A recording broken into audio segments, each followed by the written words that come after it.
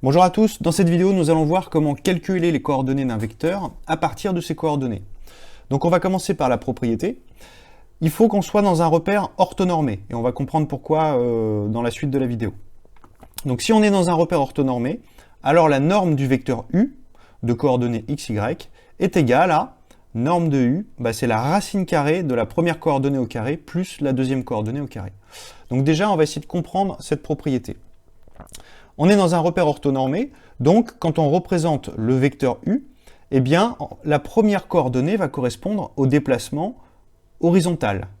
Et la deuxième coordonnée va correspondre au déplacement vertical. Et donc on voit que se dessine ici un triangle rectangle. Qui dit triangle rectangle dit théorème de Pythagore. Et donc qu'est-ce qu'on peut dire? On peut dire que la longueur de la flèche, donc la norme du vecteur u, c'est l'hypoténuse de ce triangle rectangle. Donc on va avoir du coup norme de u au carré.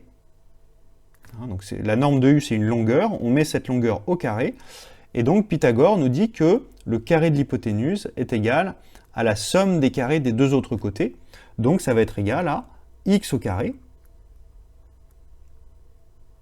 plus y carré. Voilà. Donc là, c'est le théorème de Pythagore qui nous a permis d'écrire cette formule. Et on voit du coup la nécessité d'être dans un repère orthonormé.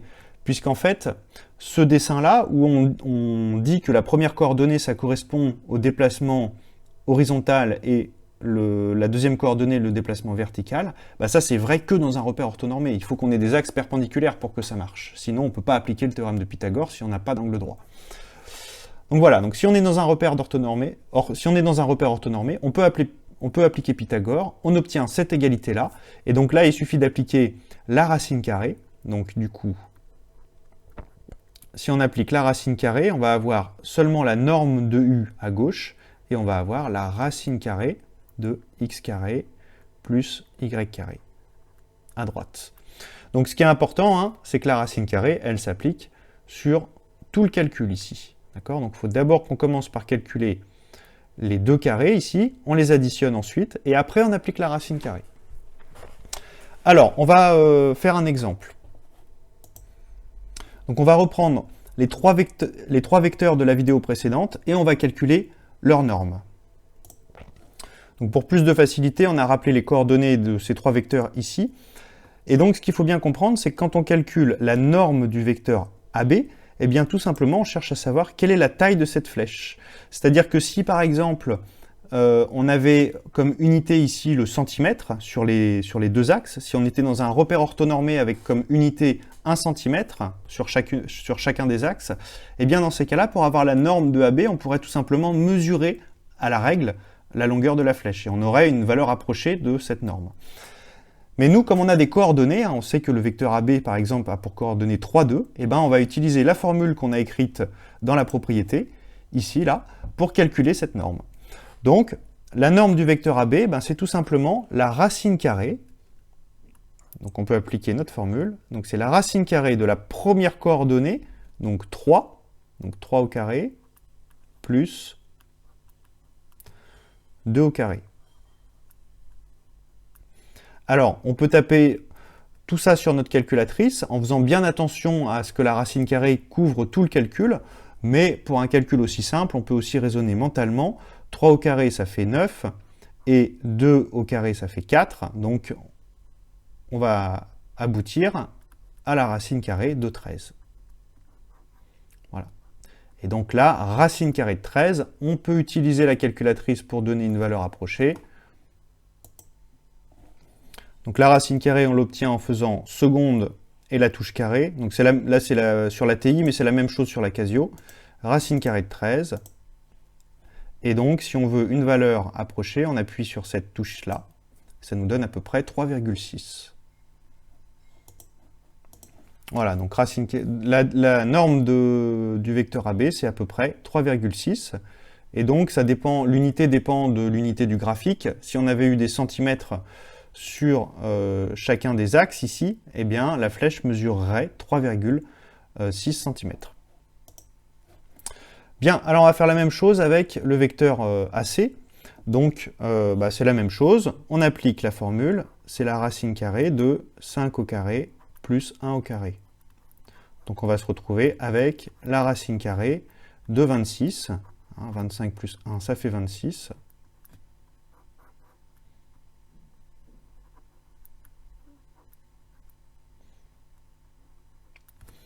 Ce qui nous donne une valeur approchée d'environ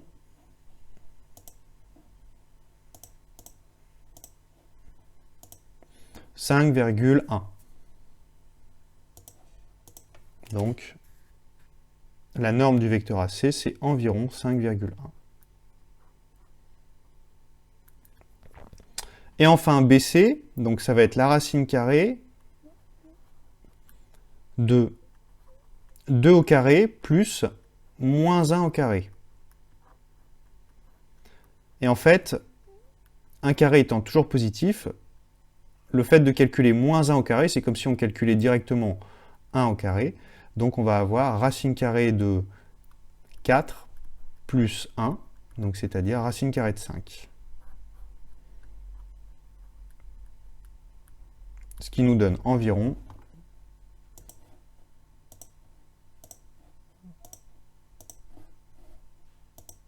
2,24.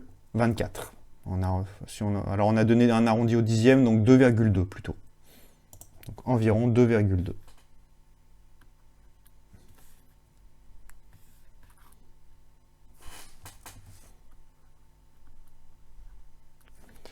Voilà.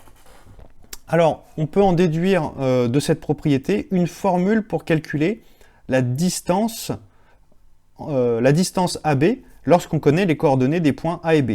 Donc si on a le point A qui va être de coordonnées XA, YA, et le point B qui va être de coordonnées XB, YB, alors on a la formule suivante. La distance entre les points A et B, c'est donné par la formule ici. Racine carrée de XB moins XA au carré plus YB moins YA au carré. Alors pourquoi? Tout simplement parce que le vecteur AB, nous si on veut la distance AB, ça va être tout simplement la norme du vecteur AB, la longueur, la taille de la flèche AB. Et la flèche le vecteur AB, il a pour coordonnées exactement XB moins XA et YB moins YA.